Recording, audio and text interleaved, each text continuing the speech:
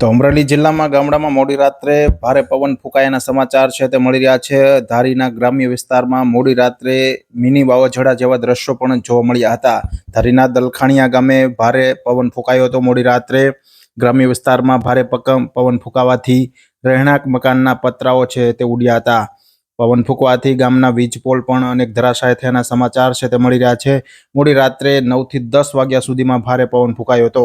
ગઈકાલે ગ્રામ્ય વિસ્તારમાં દલખાણીયા ગામે ભારે પવન ફૂંકાવાથી અનેક મકાનોની દિવાલો પણ ધરાશાય થઈ હતી। ગામના સરપંચ દ્વારા જણાવવામાં આવ્યું હતું કે પવન ફૂંકાવાથી મકાનોમાં પણ નુકસાન થયું છે। અન્ય કોઈ માનવી ઈજાઓ કે જાનહાનિના સમાચાર હાલ તો નથી મળી રહ્યા। ધારીના ગ્રામ્ય વિસ્તારમાં મોડી રાત્રે ભારે પવન ફૂંકાયો હતો। મોડી રાત્રે 9 થી 10 વાગ્યા ગામમાં પશુઓ માટેનો ઘાસચારાઓ છે તે પણ મોટા પાયે નુકસાન થયું છે। પવન ફૂંકાવાથી ગામમાં વીજળી છે તે લાઇટ ગુમ થયા।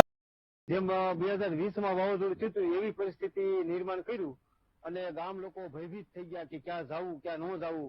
એટલે લગભગ પોણી કલાક સુધી પવન વરસાદે બહુ આવ્યો અને લોકોને નુકસાની પૂરેપૂરી થઈ। ગામની અંદર 4-5 મકાનની દિવાલો પડી ગઈ, પછી પતરા ઉડી ગયા। પછી લોકોને રહેવા માટે આજની તારીખમાં 29 તારીખમાં ગામના સરપંચ એવા કે કોઈ પણને કાંઈ રહેવું હોય તો પ્રાથમિક શાળા પંચાયત ઓફિસમાં રહેવા માટે બધે ઓરડા ખોલી દેવામાં આવ્યા છે।